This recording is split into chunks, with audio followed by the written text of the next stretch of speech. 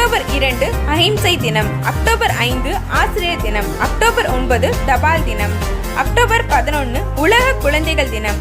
October 15 கிராமிய பெண்கள் தினம். அக்டோபர் 16 உணவு தினம். அக்டோபர் 17 வறுமை ஒழிப்பு தினம். அக்டோபர் 24 ஜனநாயக தினம்.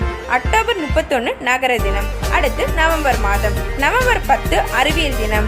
20 குழந்தைகள் தினம்.